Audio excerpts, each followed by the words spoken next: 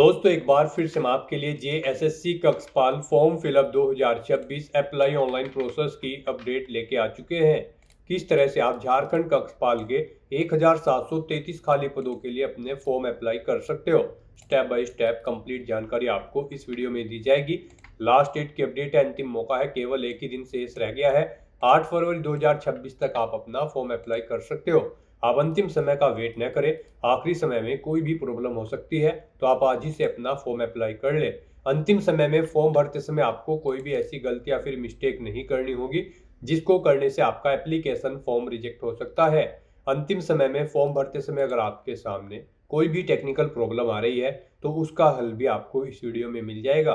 Form apply करते समय आप अपना रजिस्ट्रेशन किस प्रकार से करोगे, किस प्रकार से आपको अपना एप्लीकेशन फॉर्म फिल करना होगा, फीस पेमेंट आपको कैसे करना होगा, फोटोग्राफ सिग्नेचर कैसे और कितने केबी में आप अपलोड करोगे, कंप्लीट फॉर्म फिल करने के बाद में आपको फाइनली किस प्रकार से सबमिट करना होगा, पूरी जानकारी के लिए आपको ये वीडियो शुरू से लेकर एंड तक बिना स्किप किए हुए देखनी होगी। इस वीडियो को पूरा देखने पर ही आपके सभी सवाल और डाउट क्लियर होंगे।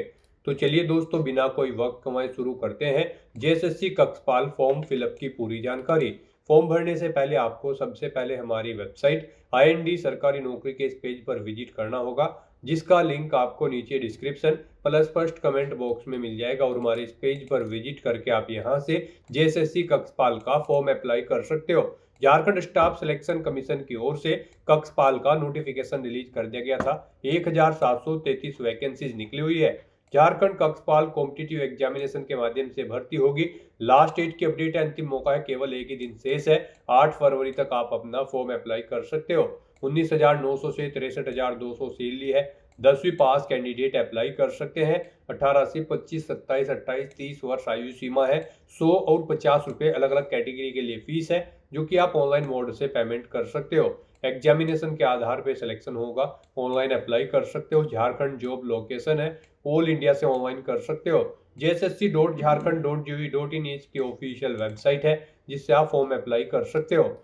इंपोर्टेंट लिंक सेक्शन के अंतर्गत ऑफिशियल नोटिफिकेशन PDF लिंक पर क्लिक करके आप इसके PDF डाउनलोड कर सकते हो। इसमें आपको यहाँ पर वैकेंसीज की information department wise category wise दे दी गई है। सैलरी की जानकारी, फीस पेमेंट की information, qualification, age limit, age relaxation, selection criteria, examination pattern, syllabus आपको यहाँ पर देखने को मिल जाएगा। फॉर्म अप्लाई करने के लिए भी संपूर्ण गाइडलाइंस आपको यहाँ पर दे दी गई है। तो आवेदन करने से पहले आपको नोटिफिकेशन की PDF पूरा पढ़ना अनिवार्य है। इसको पूरा पढ़ने से ही आपके सभी सवाल और डाउट क्लियर होंगे। PDF रीड आउट करने के बाद में आपको अप्लाई ऑनलाइन किस लिंक पर क्लिक करना होगा, तो आपके सामने ऑनलाइन आवेदन करने का ये ऑफिशियल पोर्टल ओपन हो जाएगा। गाइज यहाँ पर अगर आपने पहले से रजिस्ट्रेशन कर रखा है तो आपको यहाँ पर लॉगिन के इस सेक्शन में आना है और लॉगिन के इस ऑप्शन पर क्लिक करते हुए यहाँ पर आपको अपने डैशबोर्ड में लॉगिन करके अपना फॉर्म अप्लाई कर लेना है। जैसे ही आप लॉगिन के इस ऑप्शन पर क्लिक करेंगे आपके सामने कुछ इस तरह से इंटरफेस ओपन होगा। यहाँ पर आने के बाद आपको अपनी लॉगिन ID एंटर करनी है, अपना पासवर्ड आपको एंटर करना है और साइन इन के इस ऑप्शन पर क्लिक करते हुए यहाँ पर आपको अपने डैशबोर्ड में साइन इन करके अपना फॉर्म अप्लाई कर लेना है। और अगर आप इस भर्ती के लिए फर्स्ट टाइम अप्लाई करने जा रहे हो तो सबसे पहले यहाँ पर आपको अपना रजिस्ट्रेशन करना होगा। उसके लिए आपको यहाँ पर रजिस्ट्रेशन के इस सेक्शन में आना है और गाइड यहाँ पर रजिस्ट्रेशन के इस ऑप्शन पर क्लिक करना है। उसके बाद आपके सामने यहाँ पर रजिस्ट्रेशन का फॉर्म ओपन हो जाएगा। अब यहाँ पर आपको अपनी बेसिक इन्फॉर्मेशन प्रोवाइड करते हुए अपना रजिस्ट्रेशन करना होगा। गाइड यहाँ पर आपका फॉर्म 5 स्टेप में कंप्लीट होगा। सबसे पहले यहाँ पर आपको अपना रजिस्ट्रेशन करना है, उसके बाद आपको अपना एप्लीकेशन फॉर्म फिल करना है, फिर आपको फीस पेमेंट करना है। फीस पेमेंट करने के बाद आपको यहाँ पर फीस पेमेंट करने के 2 दिन बाद यहाँ पर आपको अपना फोटो और सिग्नेचर अपलोड करने हैं और फिर आपको फाइनली अपना फॉर्म सबमिट कर देना है। तो यहाँ पर इन 5 स्टेप को आपको 1 बाय 1 करके कंप्लीट करते हुए अपना फॉर्म अप्लाई करना है। तो सबसे पहले यहाँ पर अब आपको अपना रजिस्ट्रेशन करना है। उसके लिए आपको सबसे पहले पूछा गया है कि क्या आप इंडियन सिटीजन हैं, अगर हैं तो यस करें, नहीं है तो आप नो ऑप्शन सेलेक्ट करेंगे और फिर आप यहाँ पर इस भर्ती में पार्टिसिपेट करने के लिए एलिजिबल नहीं होंगे। केवल इंडियन सिटीजन यहाँ पर अप्लाई कर सकते हैं। उसके बाद आपको यहाँ पर अपना नाम एंटर करना है अपनी 10वीं की मार्कशीट के अकॉर्डिंग। फिर यहाँ पर आपको अपनी डेट ऑफ बर्थ सेलेक्ट कर लेनी है इस कैलेंडर में से। उसके बाद आप अपनी ईमेल ID यहाँ पर एंटर करेंगे। फिर आप यहाँ पर जनरेट ओटीपी फॉर ईमेल के ऑप्शन पर क्लिक करेंगे। आपकी ईमेल आईडी पर एक ओटीपी आएगा, वो ओटीपी आपको यहाँ पर एंटर करके अपनी ईमेल आईडी को वेरीफाई कर लेना है। फिर ऐसे ही यहाँ पर आपको अपना मोबाइल नंबर एंटर करना है। आप यहाँ पर अपना मोबाइल नंबर एंटर करें, उसके बाद जनरेट ओटीपी फॉर मोबाइल के इस ऑप्शन पर क्लिक करें। आपके मोबाइल नंबर पर एक ओटीपी आएगा, वो ओटीपी आपको यहाँ पर एंटर करके अपना मोबाइल नंबर भी वेरीफाई कर लेना है। और फिर गाइज आपको ये कैप्चा कोड यहाँ पर एंटर करना है और उसके बाद सबमिट रजिस्ट्रेशन फॉर्म के इस ऑप्शन पर क्लिक कर देना है। इस तरह से यहाँ पर आपका रजिस्ट्रेशन सक्सेसफुली कंप्लीट हो चुका है। अब आपको यहाँ पर एक लॉगिन आईडी और पासवर्ड प्रोवाइड कर दिए गए हैं। ये लॉगिन आईडी पासवर्ड आपके रजिस्टर्ड मोबाइल नंबर और ईमेल आईडी पर भी सबमिट कर दिए गए होंगे। आपको इन्हें केयरफुली नोट डाउन करके रख लेना है फ्यूचर यूज के लिए। और यहाँ पर अब आपको अपना फॉर्म अप्लाई करने के लिए प्रोसीड के इस ऑप्शन पर क्लिक करना है। नेक्स्ट आपके सामने कुछ इस तरह से इंटरफेस ओपन होगा। यहाँ पर आपका फॉर्म स्टार्ट हो चुका है। कुछ चीज़ें आपको ऑटोमेटिकली फिर मिल जाएगी, जैसे कि आपकी date of birth, email ID, mobile number जो आपने रजिस्ट्रेशन टाइम पे प्रोवाइड कराए थे। बस गाइज यहाँ पर अब आपसे पूछा गया है कि क्या आपका लोकल रेजिडेंट झारखंड स्टेट से है। अगर है तो आप येस करेंगे, नहीं है तो नो ऑप्शन सेलेक्ट करेंगे। अगर आप झारखंड स्टेट से हैं, येस ऑप्शन सेलेक्ट करते हैं, तो फिर यहाँ पर आपको अपना डोमिसाइल सर्टिफिकेट नंबर देना है। किस अथॉरिटी ने आपको इशू किया है उसका नाम यहाँ पर देना है, जैसे कि डीएम या फिर सिटी मजिस्ट्रेट या फिर कानूगो या फिर तहसीलदार या फिर पटवारी, उसका नाम यहाँ पर आपको देना है डेजिग्नेशन का। उसके बाद किस डेट को आपको इशू हुआ है वो डेट आपको सिलेक्ट कर लेनी है। फिर यहाँ पर आपको अपना डिस्ट्रिक्ट सिलेक्ट कर लेना है। उसके बाद यहाँ पर आपको अपनी कैटेगरी सिलेक्ट करनी है। यहाँ पर गाइज अगर आप झारखंड स्टेट से नहीं हैं तो फिर आपको यहाँ पर अनरिजर्व कैटेगरी में ट्रीट किया जाएगा। फिर यहाँ पर आपसे पूछा गया कि क्या आप झारखंड स्टेटहुड आंदोलन से संबंधित है। अगर हैं तो यस करें, नहीं तो नो ऑप्शन सेलेक्ट करें। फिर यहाँ पर आपसे पूछा गया कि क्या आप होम गार्ड हैं या फिर ईएक्स सर्विसमैन हैं। ये ऑप्शन केवल झारखंड स्टेट के कैंडिडेट के सामने ही आएंगे। अगर हैं तो आप यस करेंगे, नहीं तो नो ऑप्शन सेलेक्ट करेंगे। उसके बाद आपसे पूछा गया कि क्या आप ऑक्सिलरी पुलिस हैं। अगर हैं तो यस करें और उसकी डिटेल दें, नहीं तो नो ऑप्शन सेलेक्ट करें। फिर आपसे पूछा गया है कि क्या आप स्पोर्ट कोटा के अंतर्गत एलिजिबल हैं। अगर हैं तो यस करेंगे, नहीं तो नो ऑप्शन सेलेक्ट करेंगे। उसके बाद यहाँ पर आपको अपना जेंडर सेलेक्ट करना है। फिर पेपर सेकंड की लैंग्वेज आपको यहाँ पर सेलेक्ट कर लेनी है। इस तरह से अपनी डिटेल प्रोवाइड करने के बाद गाइज फिर आपको यहाँ पर सेव एंड नेक्स्ट के इस ऑप्शन पर क्लिक करना है। फिर आपके सामने कुछ इस तरह से इंटरफेस ओपन होगा। अब यहाँ पर आपको अपने फादर का नाम एंटर करना है या फिर गार्जियन का। उसके बाद आपको अपनी मदर का नाम एंटर करना है। अपना मैरिटल स्टेटस यहाँ पर आपको सिलेक्ट कर लेना है, आप मैरिड हो या फिर अनमैरिड। फिर आपको अपना आधार नंबर यहाँ पर एंटर करना है। फिर आपकी बॉडी पर कोई कट या तिल का निशान है तो उस पैलेस का नाम यहाँ पर आपको एंटर करना है। 2 पैलेस के नाम यहाँ पर देने होंगे, नहीं है तो आप नो मार्क एंटर कर सकते हैं। इस तरह से अपनी डिटेल प्रोवाइड करने के बाद फिर आपको सेव एंड नेक्स्ट के इस ऑप्शन पर क्लिक करना है। नेक्स्ट यहाँ पर आपको अपने एड्रेस की डिटेल देनी है। यहाँ पर आपको पहले अपना परमानेंट एड्रेस एंटर करना है। यहाँ पर आप अपना परमानेंट एड्रेस एंटर करें। उसके बाद यहाँ पर आपको अपना कोरोस्पोंडेंस एड्रेस एंटर करना है। और अगर आपका कोरोस्पोंडेंस एड्रेस आपके परमानेंट एड्रेस के अकॉर्डिंग सेम है तो आप सेम एज परमानेंट एड्रेस में इस चेकबॉक्स को ओके कर दें। ऑटोमेटिकली आपका कोरोस्पोंडेंस एड्रेस आपके परमानेंट एड्रेस के अकॉर्डिंग यहाँ पर फिल हो जाएगा। इस तरह से अपने एड्रेस की डिटेल फिल करने के बाद फिर आपको सेव एंड नेक्स्ट के इस ऑप्शन पर क्लिक करना है। नेक्स्ट यहाँ पर आपको अपनी एजुकेशनल क्वालिफिकेशन की डिटेल प्रोवाइड करनी है।